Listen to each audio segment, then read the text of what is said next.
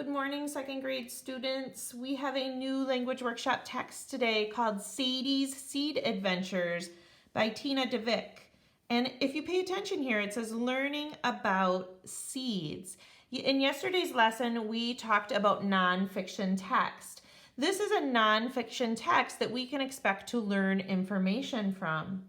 Today we are going to go on a seed adventure with Sadie, Gardener Marv, and Jonesy the dog. And as I'm reading, I want you to think about what Sadie learns about seeds.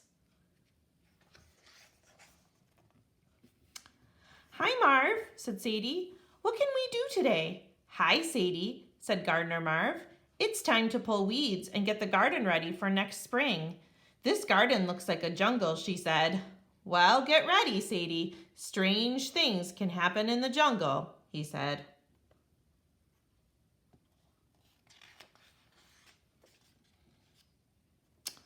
What are those stickers on Jonesy? Sadie asked. Gardener Marv pulled a sticker and held it. Meet the cocklebur, he said. I've seen these burrs in the country, said Sadie, but not here in town. Then while you're working, see if you can find a cocklebur plant, said Marv. Now remember, safety first. Anything can happen in this jungle.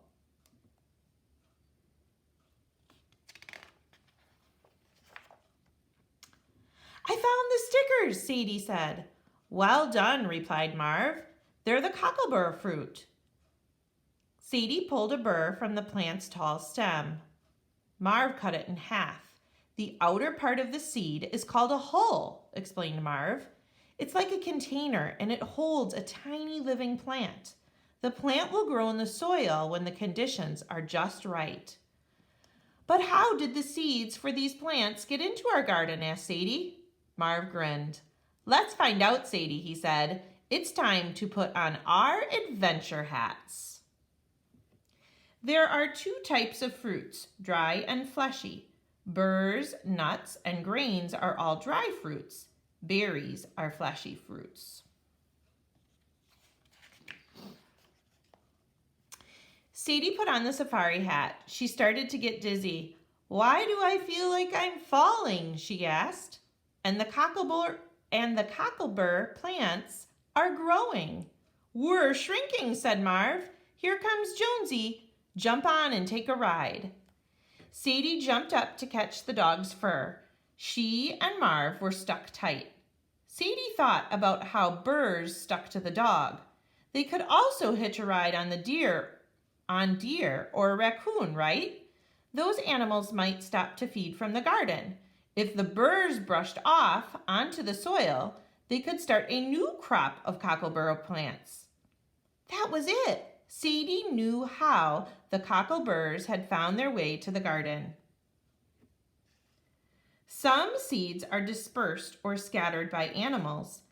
Cockleburs contain seeds. A burr has sharp barbs that get tangled in animal fur. Animals carry the burr and seeds to a new location. Other seeds are eaten by animals. The animals then leave the seeds in a new location when they poop.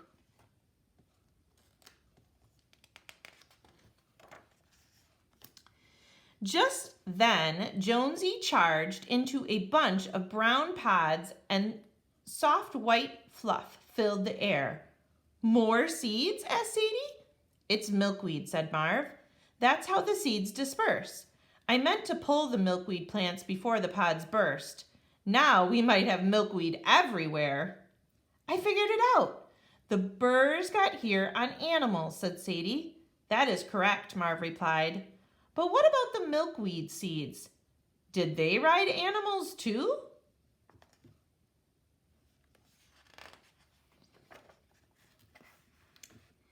Sadie gazed at the fuzzy floating seeds. She dropped her gloves and spread her arms wide. Let's go for another ride, she said. Hold on to your hat, warned Marv. They floated over the garden. They finally touched ground on the shore of the pond. So the wind disperses milkweed seeds? Asked Sadie. Correct again, said Gardener Marv. But how do we get back to the garden? She asked. Wind is one way seeds disperse. Milkweed, dandelion, and maple seeds are all designed to catch air and float. They use wind to disperse.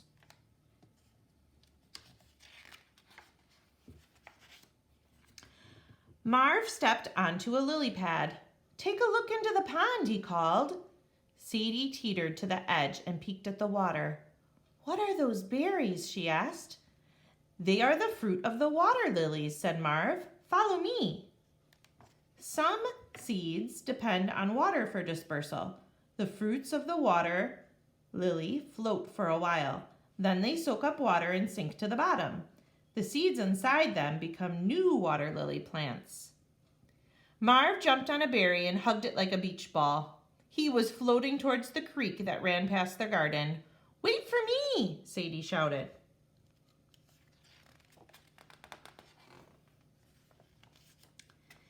They were almost to the garden when a huge gust of wind blew the hats off their head.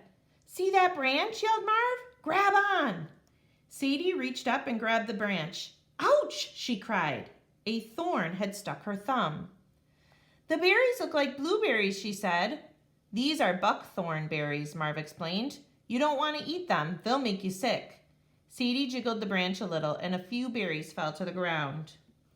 Never eat or taste unknown plant fruits, even if you see animals eating them.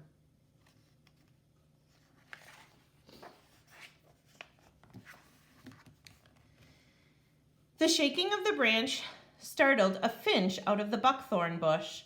A blue-black dropping fell from the bird and landed on Sadie's boot. "Gross," said Sadie. She leaned over to study the dropping. A small green pit stuck out of the center. "Is that a seed?" she asked. "Sure is," said Gardener Marv. A buckthorn seed hull is hard. It can wait for years before it starts to grow. Sadie was more interested in where the seed had been. Passing through a bird's sharp beak and tiny dark insides was a dangerous way to plant new life. "A buckthorn seed is strong," she decided. "So strong we don't plant it," agreed Gardener Marv. "That bush would take over the garden. It would be hard to control it." Some seeds have thick hulls. They have to be softened by passing through an animal. Once the animal poops, the seed may be soft enough to germinate in the soil.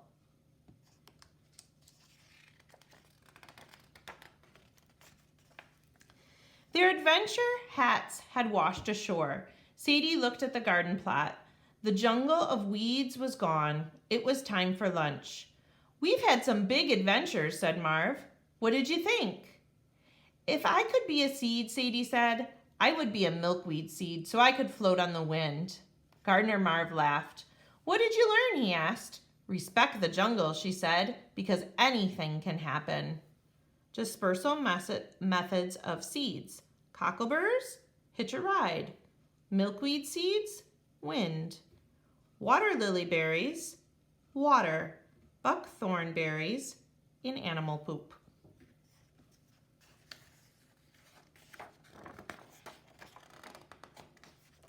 Boys and girls, that's the end of the story. We know in nonfiction books there's often some things at the end of the book.